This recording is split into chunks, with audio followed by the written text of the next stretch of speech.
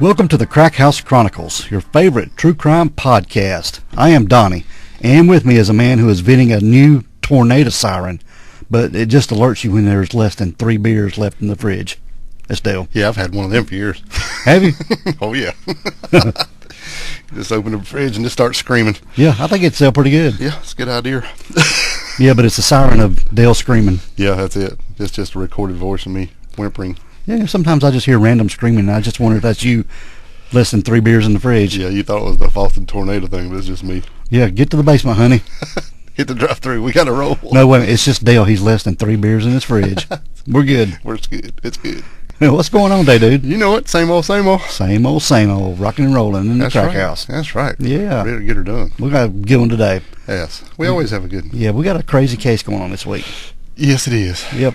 But before we get going, I want to remind everybody, check out our store page. Check out our T-shirts. We got some bunch of good ones on there to check out. We sure do. Yeah. You can get you a T-shirt, get you some kind of tank top.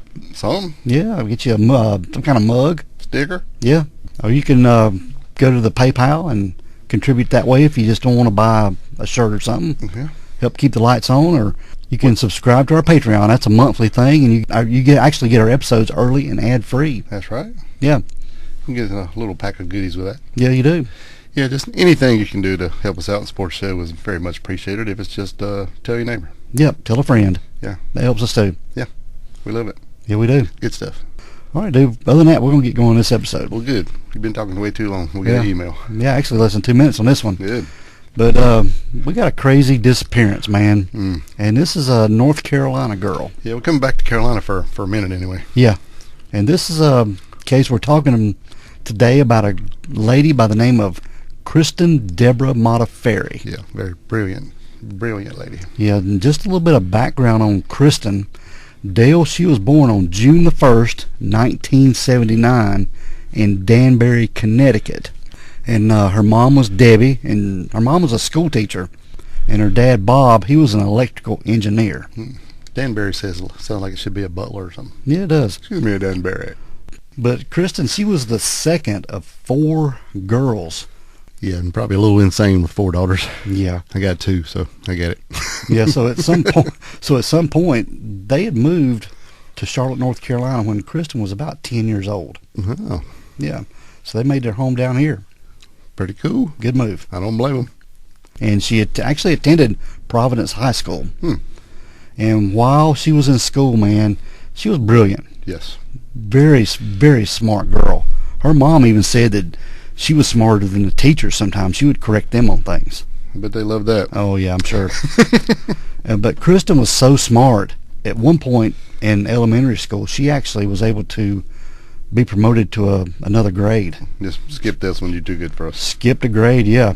That's pretty dang smart. It's impressive. Well, she worked hard, too. It wasn't just as smart. She put in the work. Yep, because, skipping a grade like that, I don't know. I think I was just the opposite. They always wanted to hold me back a grade or two.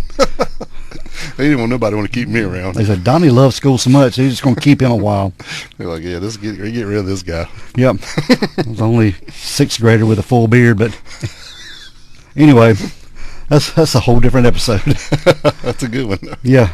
But Kristen was going to school there at Providence High School, and she was really smart, man. But while in high school, she was working at Wolfman Pizza there in Charlotte. Mm-hmm. Yep. They got 2 locations. I don't know which one she worked at. But that just shows how dedicated she was. She was going to high school, making straight A's, working, making her own money. She was doing all that stuff. Man. Yeah. More than straight A's. She was just kicking ass. Yeah, she was. And her mom and dad said she was very outgoing and just loved life. Right. Yeah. But when she graduated high school, Dale, she actually won a scholarship, a park scholarship, and a full ride to NC State University. Yeah, room and board included. Everything. Yeah. And she finished her freshman year there at NC State University. And she was still 17 years old after her freshman year. So that says a lot, man. It does. She's getting it going. But Kristen had sights for that summer after her freshman year, man. She knew exactly what she was wanting to do. Yeah. And she was very interested in industrial engineering. Right. That's what she was, something in that field. Well, her dad was an engineer, right? Yeah, electrical engineer. But she didn't know exactly what she was wanting to go to. She kept her options open. Mm-hmm. But that summer, after her freshman year, she was wanting to go to California. Yes, she was. San Francisco, Oakland, Bay Area. And there at the University of California at Berkeley, that summer, they were offering a photography class. Yeah. And she was wanting to take this photography class. Yeah. Well, I think they had went to out to San Francisco like a couple years before. The whole family, like on a vacation, right? Yeah, they did. And she just loved the place. So I really think more she was just trying to get back out there to do this, and this was a good reason to go, maybe. Yeah, I agree with that. But she was a very creative person. I mean, she was into painting and photography, and that was one of her loves. So I get it. But, I don't know, man. 17 by yourself. Yeah. All the way across the country. Yeah. From one end to the other. Right. Yeah. Been hard to talk me into letting you go. Yeah, I don't think her mom was wanting to let her go. No, I think her dad thought it'd be a good experience, and mom was like, I don't know, but I think he kind of nudged her into letting her go. Yeah. Dad has the final say, so, yeah. Yeah, okay. I guess it was back in them days where Dad had to say so. I ain't even touching that one. Well, he probably wore the pants, but she told him which ones to wear. Yeah. Yes. To me, as always, what'd your mama say? Yeah. Go ask your mama. Yeah. But Kristen was allowed to go to California for the summer. By herself. Yeah, to take this photography class and spend some time in California just sightseeing and living her life, man. Basically spread her wings and go out there and spend the summer in Cali. But, Kristen was a good kid. She never got into trouble or anything, so I think that was one of the reasons that the family just decided to let her go. Remember at this time, too, in 1997, the year we're talking about, this was early internet. Fledgling. Yeah. Yes.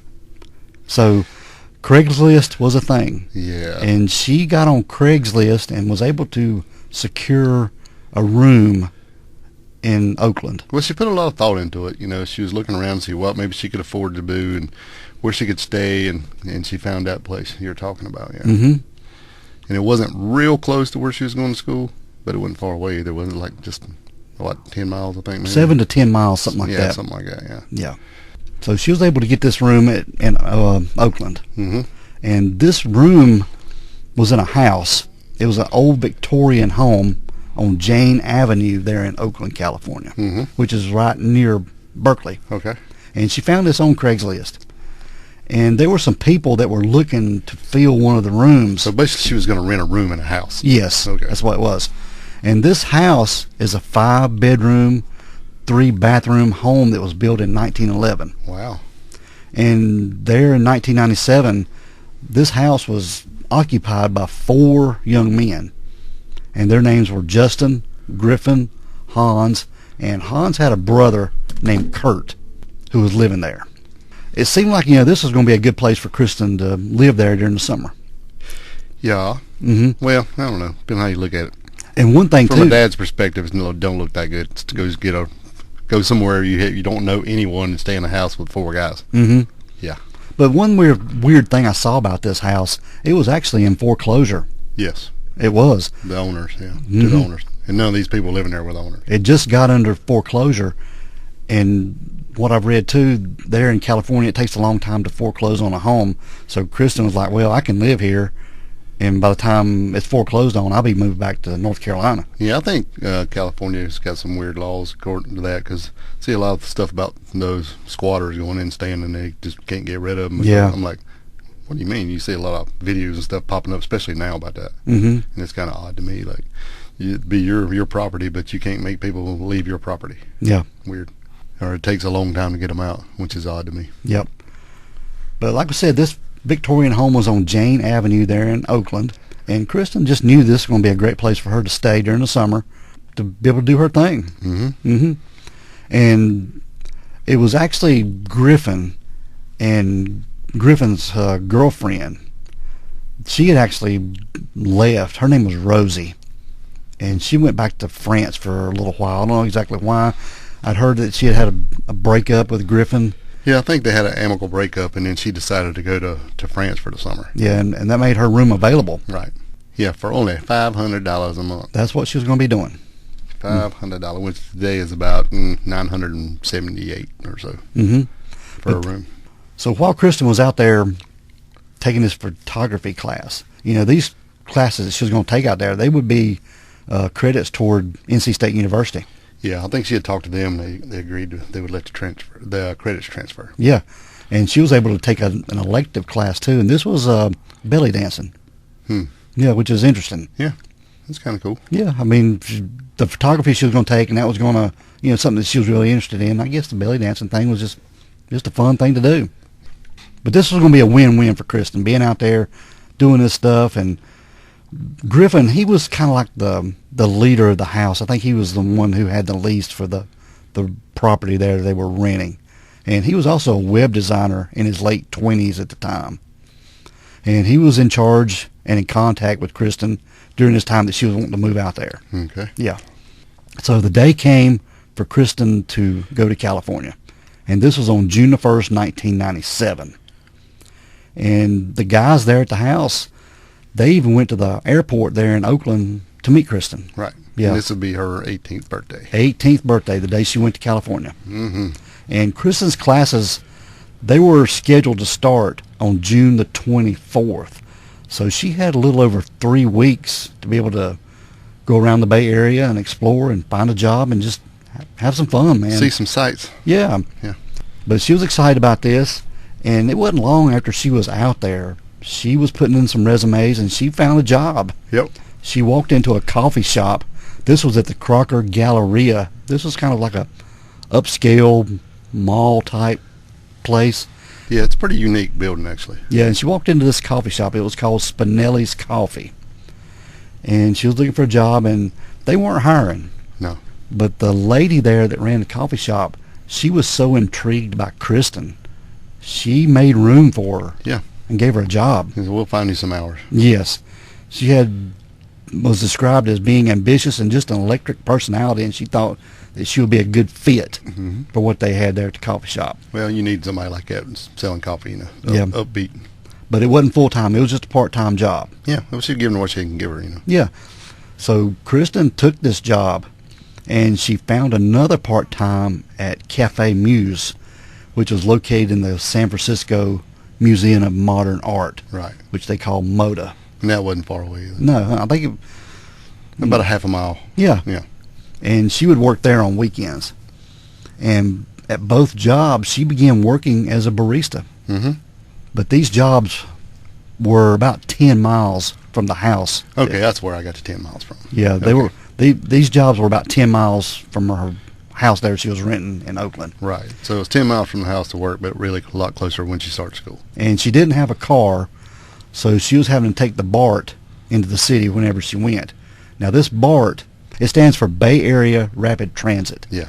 And it's their subway system they have there. And That blew my mind. I had no idea. yeah, I wouldn't take a subway in San Francisco. Not with all the earthquakes. No, be one of them fancy cars, with a San Francisco treat going down the road. Mm-hmm.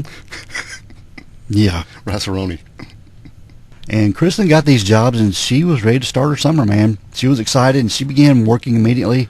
And on her days off, she would go around town, explore the city, and take pictures. Yeah.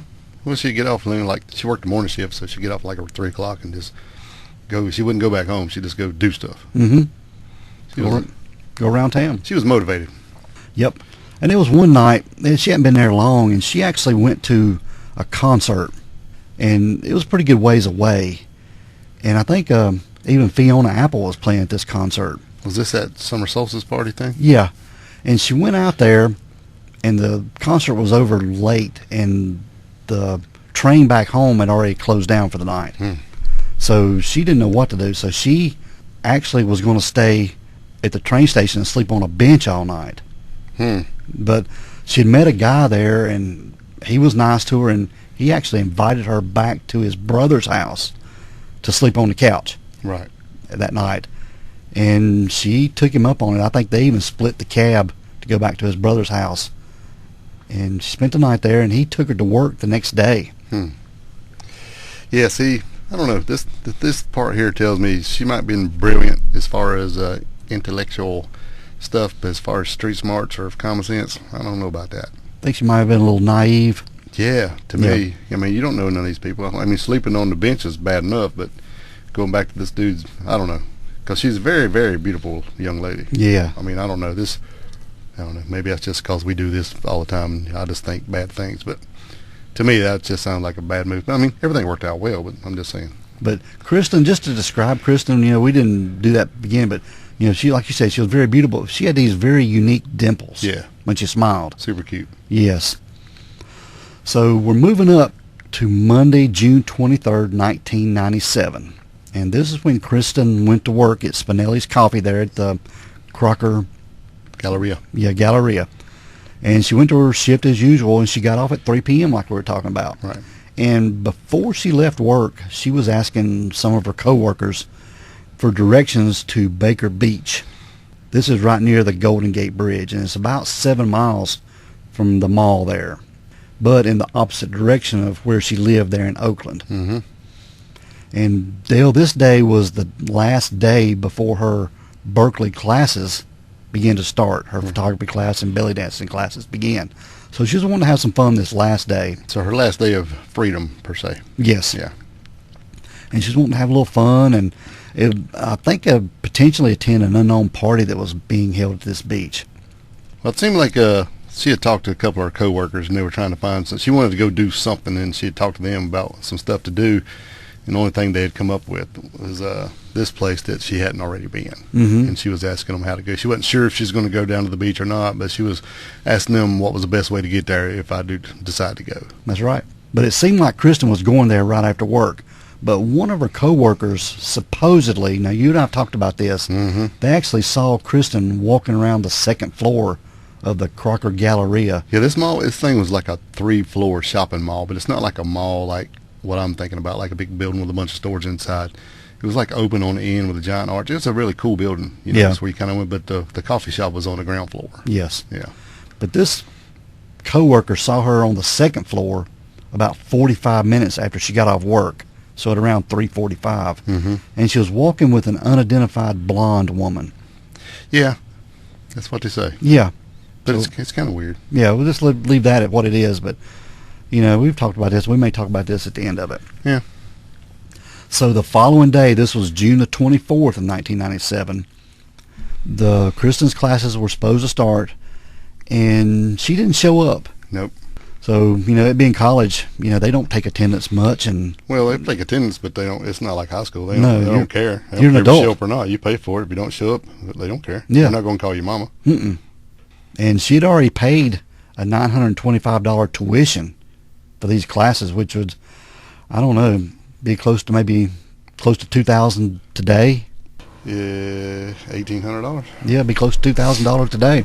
And also, even that week, the coffee shop Spinelli's, they wrote her a check on her payday, Yeah. but she never showed to get it or pick up the check. Yeah, $400 check, Yeah, which would almost cover her rent. yeah, $500. So, Mhm. yeah, So she definitely would want that. So between working both those jobs, she definitely have enough money to get by and pay her bills and that, so on. So and not picking up her check was really weird. $400, yeah, that's a lot of money.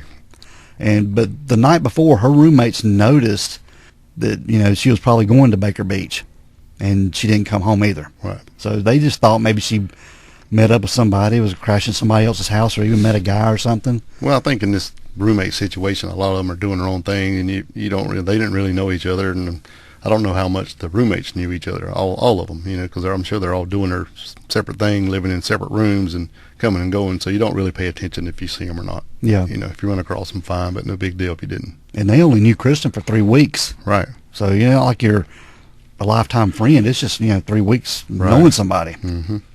So on June the 25th, this was the day after her photography class started, her father, Bob, called the house there in Oakland and left a message for Kristen. Mm-hmm. He ain't heard from her in a few days. Yeah, he left a message with one of the housemates who said they would have Kristen call him when she got home. Correct. But they didn't mention not seeing her for 2 days. Well, kind of keep that on the down low, probably. Yeah. I ain't going to tell you, Daddy.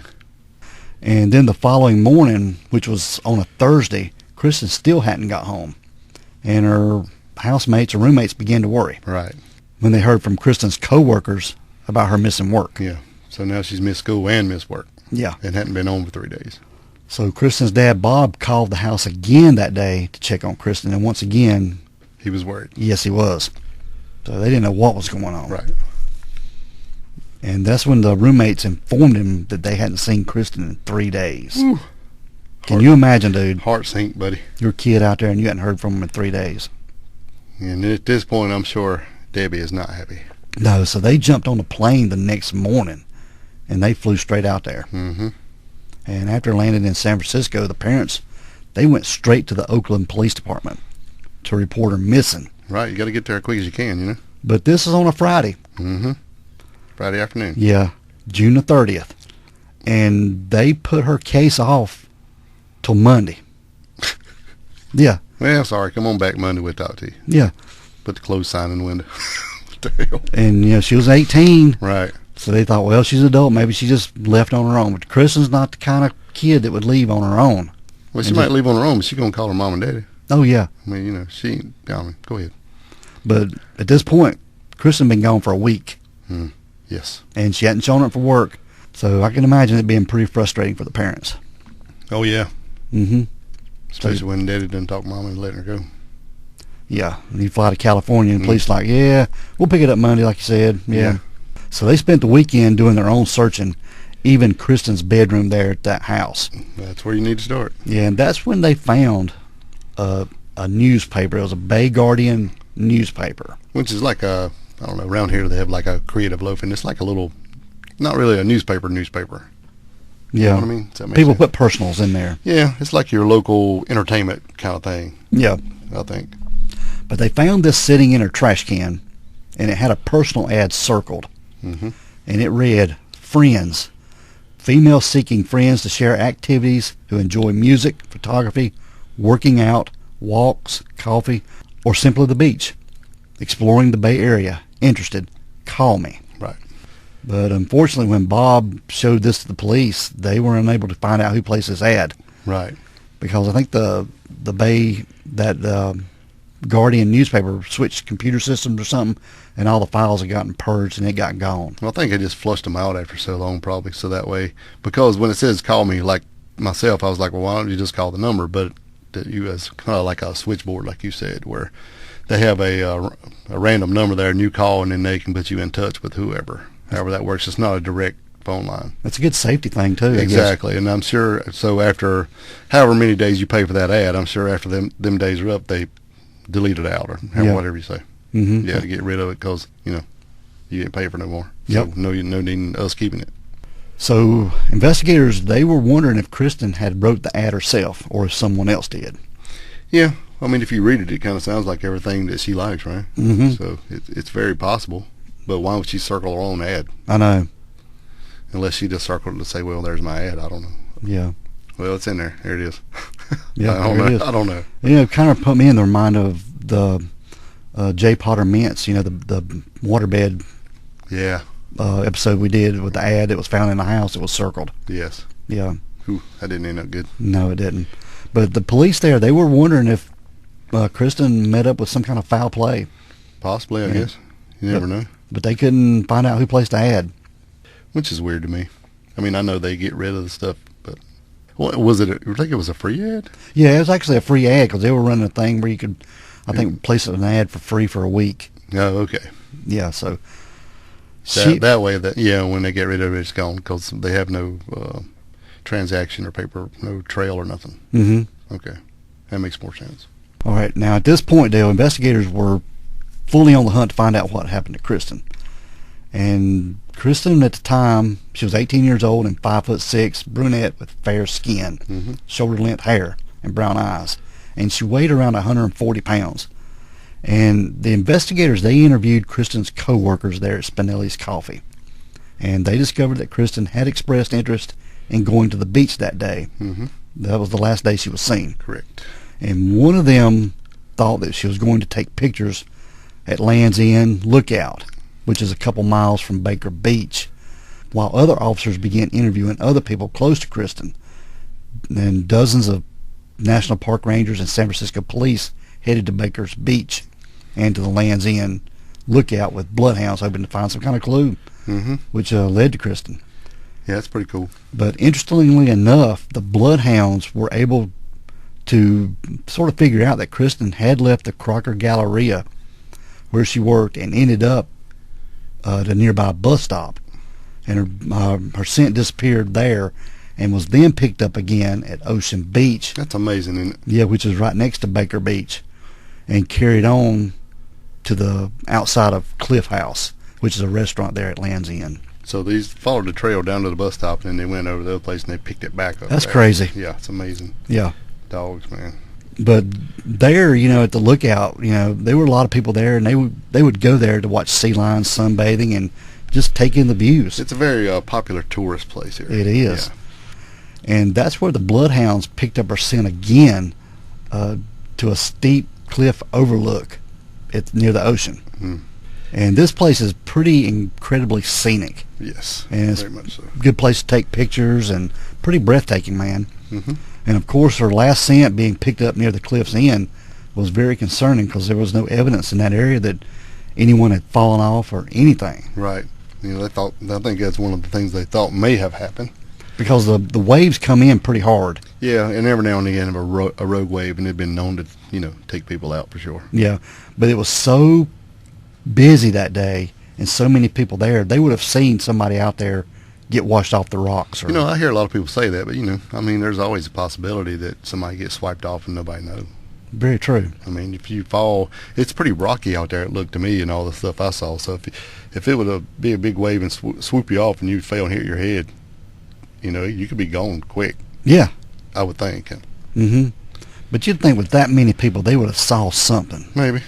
Soon after, police heard a concerning story from Kristen's co-workers, that we talked about that put her in a little bit of a dangerous situation. Yeah, about the concert. Yeah, the guy taking her back to his brother's house and sleeping on the couch that night. It's weird, like I said, they wondered why she just didn't take a taxi back since the train was quit running, but maybe she didn't want to spend that money. I don't know. Yeah.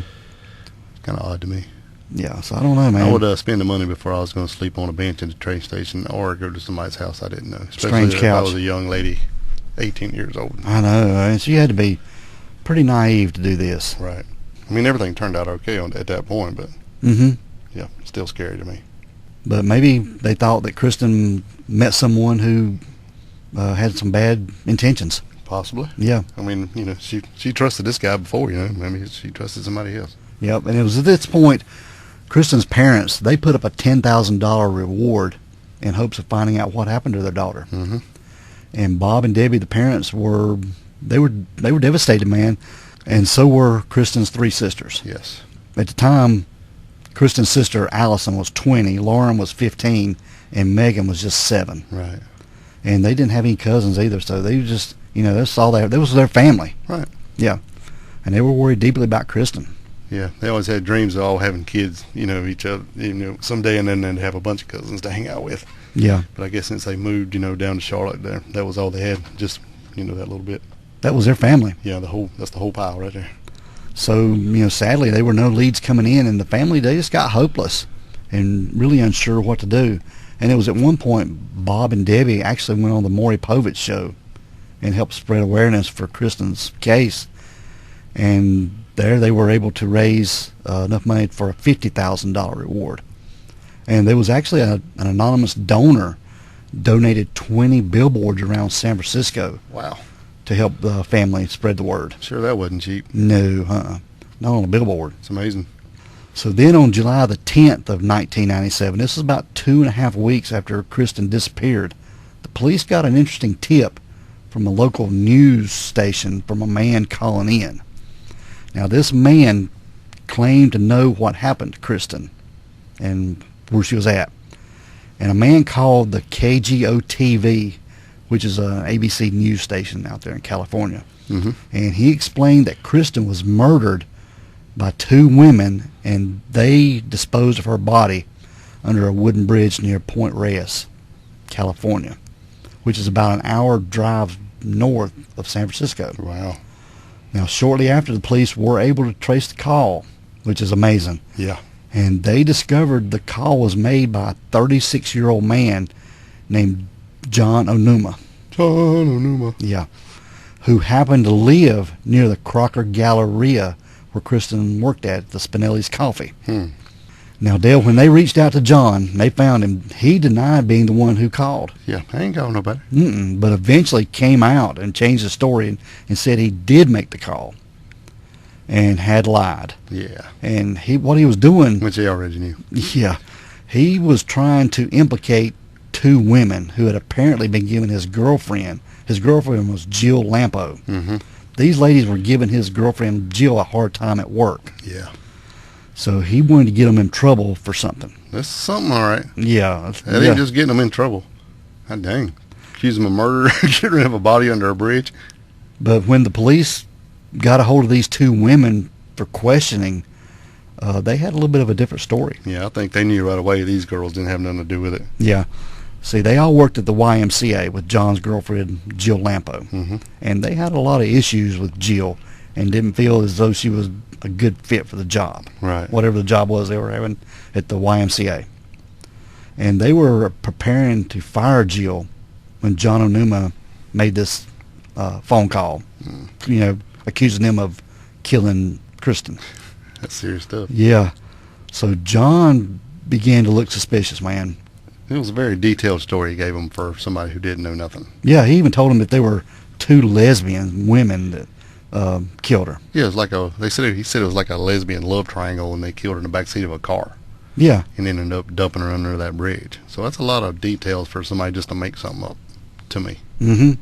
So on top of this, there was another female witness that came forward and explained that John had abused her and threatened to kill her shortly after Kristen disappeared. And the woman stated that John said, "You now know what happened to Kristen Modafferi." Yeah. He said something to the effect of, "Well, you know I can't let you go. I'll have to kill you. And now you know what happened to Kristen." Wow. Yeah. So he's mentioned her two different ways to do two different people. Yes. Easy for me to say. His story has changed. Yes. So this was enough for police to get a search warrant and search John Onuma's home. Oh, yeah. Yeah. And this is when they discovered Jill Lampo's journal. And when they found this journal and got to looking through it, it had some pages torn out of it, Dale. Right. And these pages were the dates that Kristen went missing. Right. Yeah, they had other people come forward, and said that they had been raped or tortured by John Onuma. Yeah. He was a very controlling person, So, yeah, said then possibly that he had even helped, that Jill had helped him lure women in before. And then, to him to do whatever he wanted to do. Yeah. So when they found this journal and them pages is ripped out, they're like, wait a minute. And these pages just happened to be the same days as she went missing. Yeah. That's crazy, man. Very. And we talked about them two women, and then we talked about the blonde lady that she was seen walking with at the Crocker Galleria. Right. It hadn't been reported if any of those two women had blonde hair. No. So, I don't know. Neither did Jill. No.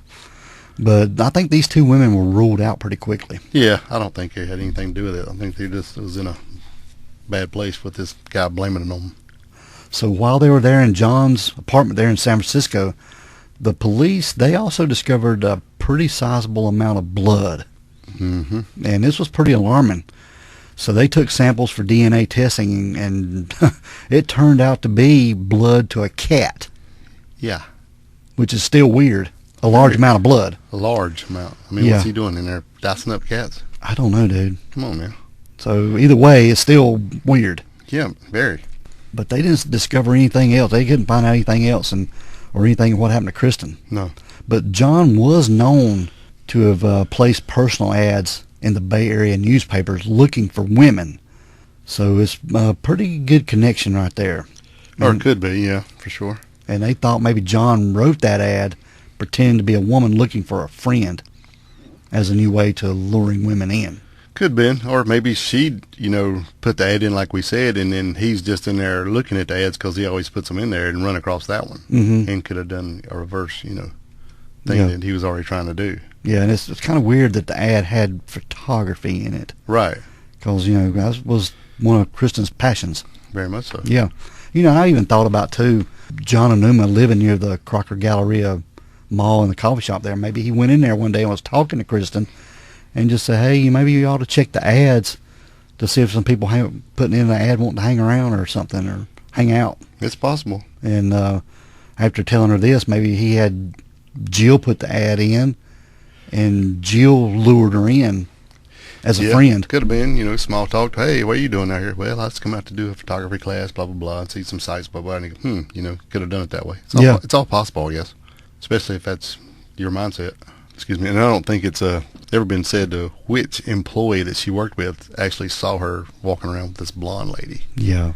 So, like we said, I don't even know that really even happened, but we don't know. Mm-hmm. Walking around with that blonde lady, too, Kristen had a shirt that she wore, a uniform shirt.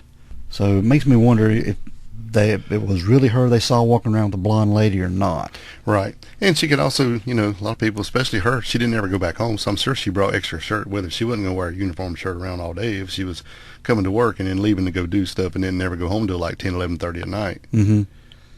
So because Kristen was known to carry a backpack with her wherever she went. Yeah, so I'm sure she had, like my daughter, she works at a little place here in town, and she'd come home, first thing she do is she's going to take that shirt off before she goes anywhere else.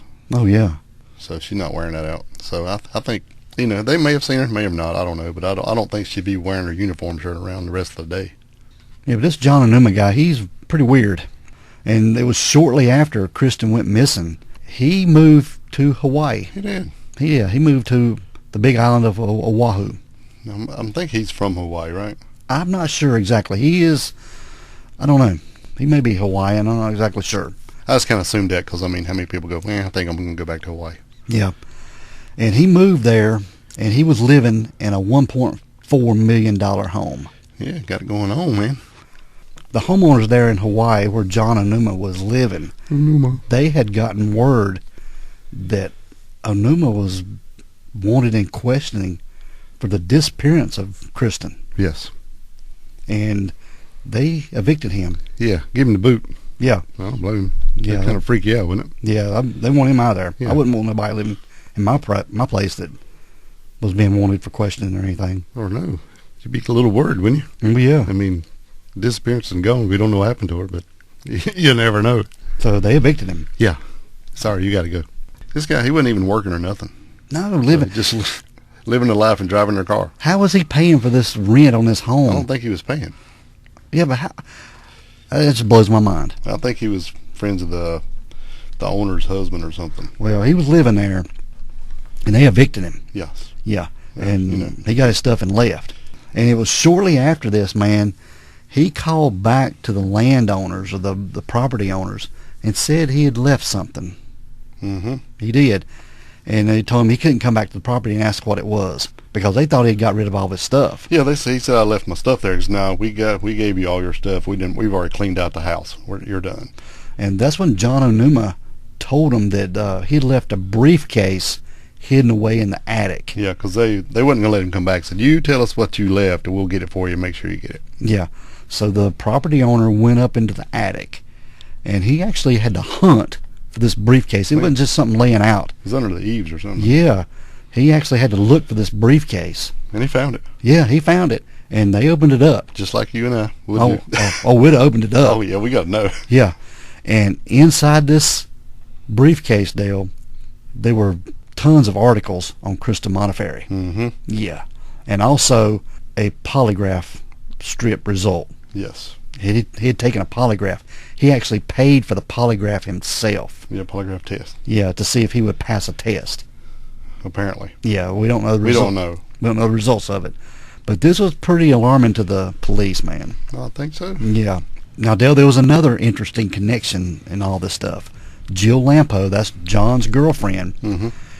she had dated a man by the name of Matthew Luque. I think that's how you pronounce his name. Luque. It's Luque. Luque. But anyway, yeah, he had worked at the same coffee shop as Kristen. Mm-hmm. But like John, he claims to know nothing about Kristen's case and maintains his innocence. He didn't work there till like a month after she disappeared. Yeah, that's right. They didn't work together. No. But that's just weird that he would work there too. And Well, it's weird because when they looked through old girl's journal there, they found his name. Mm-hmm. So, and apparently she had dated him before John Onuma. She had broke up with this guy to start dating John. So Mhm. there is a connection. Yeah. There's another weird connection too. Jill Lampo, her mother, taught belly dancing classes at the YMCA, Mm-hmm. which is weird. and Kristen was going to take belly dancing classes at Berkeley. Yeah. So there's just a lot of little connections and all this stuff. Right. Now, the police assured the family that this is just a weird coincidence, but, you know, who knows? Mm-hmm. But they thinking maybe these people are in cahoots together, but they can't connect the dots. And the years passed, and Kristen never turned up. Nope. And or her remains. Nothing. And her case went cold. And her family remained incredibly dedicated to the case, and even hired a private investigator to help with their search. Yeah, I think it actually hired a few through the years, right? Mm-hmm. All right, so moving up to 2015, Dale, the private investigator had a cadaver dog. Right. And this dog was known to be a world-class dog, had a good reputation. Mm-hmm. And he took a look at the home where Kristen lived in Oakland, and the dog seemed to pick up the scent of human remains of where Kristen lived. Yep. And that dog picked up the scent in the home's basement. Right.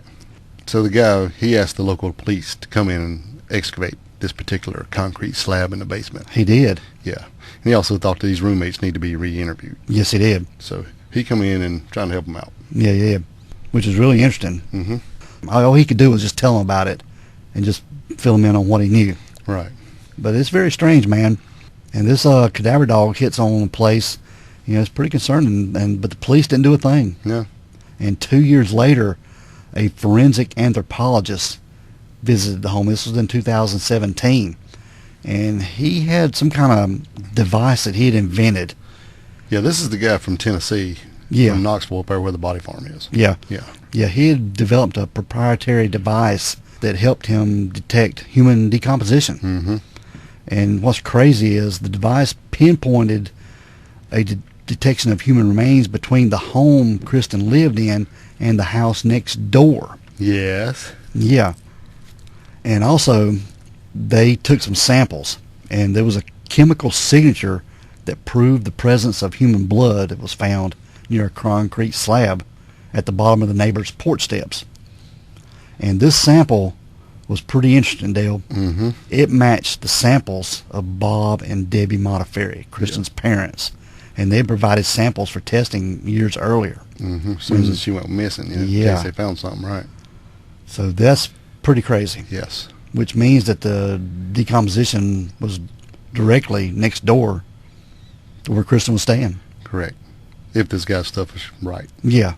You know, this house next door is actually a halfway house. Yeah. At the time she was living there. That's what's crazy, too. Yeah, that's kind of scary, actually. This halfway house is, there were people living there that were probation violators in Alameda County. So I just wonder if Kristen would have stayed there if she knew that it was a halfway house. She probably would. I mean, she didn't stay in the halfway house. No, but makes you kind of wary about these things. Yeah, I'm sure they didn't tell her that part when she was asking about the room. So, Dale, apparently at this halfway house, there were drug raids and dog fighting rings. Oh. Yeah, and the front doors to both the house that Kristen lived in and the halfway house were just a stone's throw away from each other. They were just like next door. Oh, they're real close. Yeah. The houses, yeah.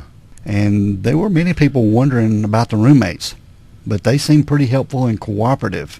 But they did re-interview the roommates, Dale, and the Griffin guy, the one in charge of the house, him and his girlfriend, Rosie Levine, this is a girl who went back to Paris.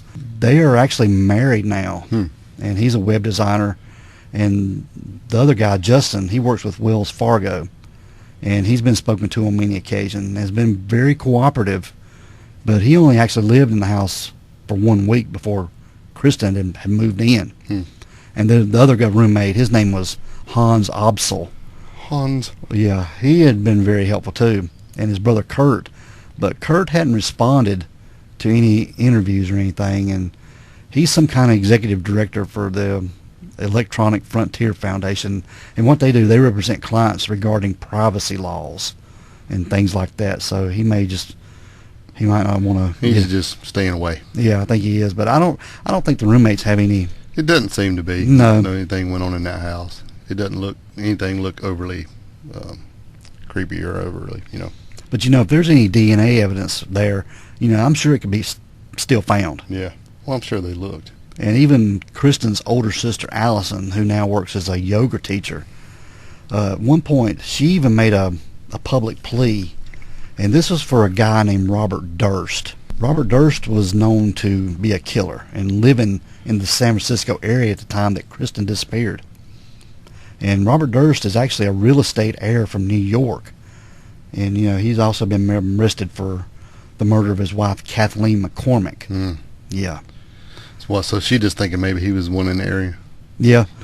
But I even went down a rabbit hole and reading some stuff about this on Robert Durst, and his wife was Kathleen McCormick, and she had the same initials as Kristen Modafferi, and people just because he got the same initials. Yeah, people putting all that stuff in, but I don't think it has anything. Well, he's also known to dress in drag too, so that maybe they thought he was the blonde woman he was walking around with. So he can get wide at points. Yeah, I don't think that's involved actually.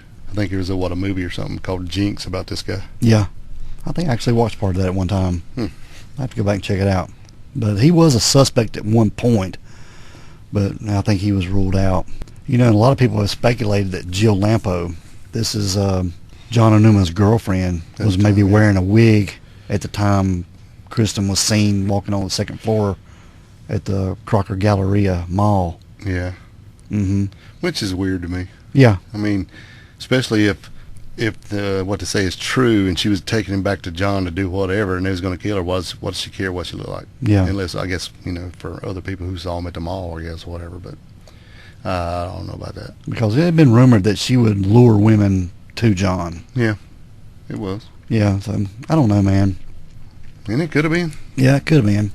But they'll move him back just a little bit. In 1999, Kristen's act was actually introduced by Sue Myrick, a Charlotte native who was a representative in the House of Representatives in Washington. Mm-hmm. And this was signed into law by former President Bill Clinton in 2000. And this law provided assistance to law enforcement and families in missing persons cases of those over the age of 17. And it also authorized $1 million per year to help support various organizations, including the National Center for Missing Adults. But get this, Kristen's law expired in 2005 when funding ran out. That blows my mind. But it's continued with some volunteer efforts. Yeah, so they can still do it, and stuff, but they just don't have funding for it. No, which is just blows it's my stupid. mind. They got so much money for all this other crap, but stuff that we think is really important. We can't give you no money for that. I'm sorry. But really, it's because when they went in and they said, well, they're 18 now, we can't really help you, and you can't use the Center for Missing Children or whatever. So this was a good way to help people who are. I mean, hell, she just one day made a big difference. Mm-hmm. She's 17 one day and would have worked fine. The next day, sorry, we can't help you. I know. Wait till Monday. Yeah, it's sad. Yeah. But Kristen's case was showcased on America's Most Wanted and Unsolved Mysteries. That's right. But her case is still unsolved today, and her family is still out there desperately searching for answers. And another sad note of this, Dale, Kristen's dad, Robert Modafferi, who went by Bob, passed away on April the 21st, 2022 at the age of 73. And he had had an aggressive form of leukemia. Sad. But, it's weird, too. His obituary, you can find it, but it doesn't list anything about the family or anything or the relatives. It just said he's survived by his loving wife, Deborah Modafferi, and many more loving family and friends. That's sad, man. Yeah, I don't know if it's a privacy thing or just not mention names so people can't Google this stuff or what, but, you can find it. It's out there. But it's just a sad situation all the way around, man. Right. No answers. I can't imagine losing your daughter like that and she's only gone 3 weeks and then vanished. Yeah. Without a trace. And the reason she went out there for her classes, she never got to attend. No. The day before she was supposed to attend, she went missing. Right. That blows my mind, dude. Mm-hmm. Yeah, I think I saw an interview with her mom. Said, somebody come out there and stole her dreams away, and I'm thinking, man, they stole her dreams, but they stole your daughter. Yeah. That's what got me. And a sister. Oh, yeah. To these other girls. Yeah, it's sad, man. But it's still unsolved today. But if anybody has any information, they can contact the Oakland Police Department at 510-238-3821. But that's the story of Kristen Deborah Modafferi, North Carolina girl. Yep. Yeah, sad. All right, bud, we're going to get out of here, man. All right, let's roll. We want everyone to be safe. Please be careful and just always be aware of your surroundings. Because the next episode could be about you. This is Crack House Chronicles.